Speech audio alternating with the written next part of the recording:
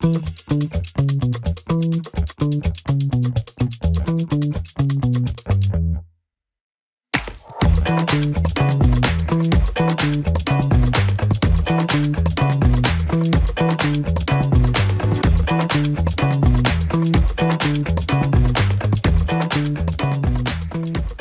hello, my happy quilters. We're back again. This is Joy, and I'm Marcia, coming to you from Pine Needles Quilt and Sew in Rochester, Minnesota, and we are now on block 7 of Doug Leko's Chatsworth block of the month.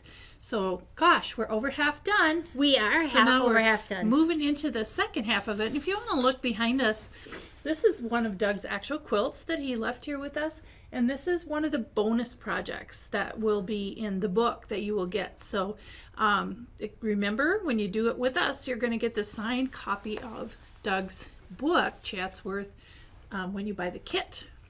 So block number 7, let's get started. And because you've been with us this long, we are going to kind of cut to the chase, so to speak. Yeah, aren't we, Marcia? we're not going to do a whole lot of live cutting because all of them are cut the same. So I have made one out of a fat quarter pack, and I've also made one out of a jelly roll. So all of those cutting instructions, pretty much, I'm going to go over with them, but I'm not going to do the actual cutting because you can go back and look at some of the other ones to see how to actually cut. So block number 7, this is block number 7. And it's such a fun little pinwheel with a little design around. So this one is the, I'm going to have you go down here. All right, there you go. Let me get this like this. So this is the one that's cut out of the jelly roll. I want to show you this one though. So traditionally cut pieces. I have done this. This is out of the more fall fabric, and as you can see on here on your block number 7, these are your cutting instructions. So you're going to use those, and then of course you're going to cut the squares, and then you end up with 4 of these when you cut these on the diagonal, and then these are for when you do these. When you do the stitch and flips. Stitch and flips, yep. So these are the for traditional piecing as it is written. So it's just exactly Doug's pattern here. Just follow those directions, and this is kind of the layout of it. But I have to show you something kind of funny. And I left it this way because I know I'm not the only one that's done this.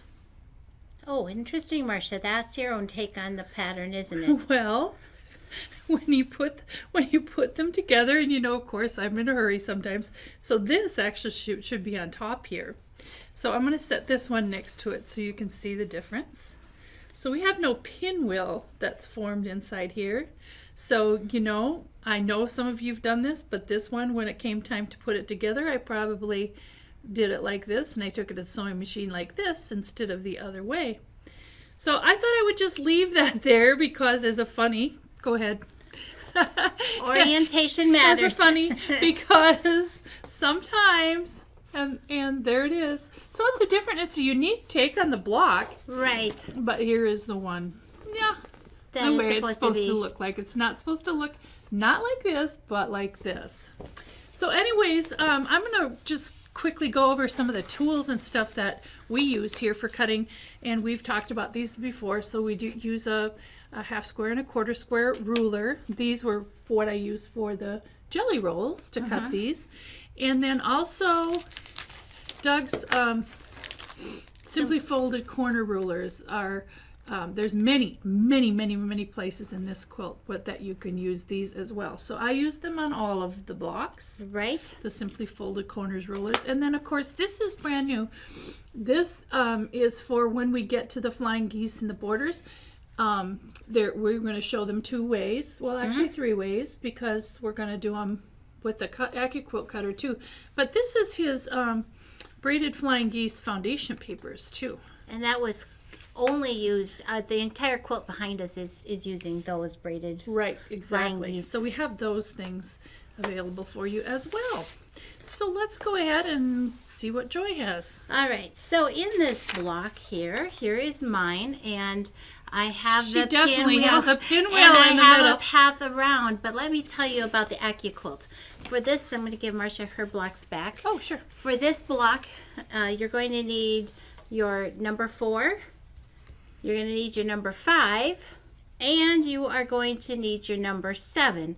Now, I was not without issues with mine as well. In fact, our filming got delayed because the first one I cut these pieces backwards. So on AccuQuilt, often you can put your fabric front to back. You can stack it however you want, and it doesn't matter.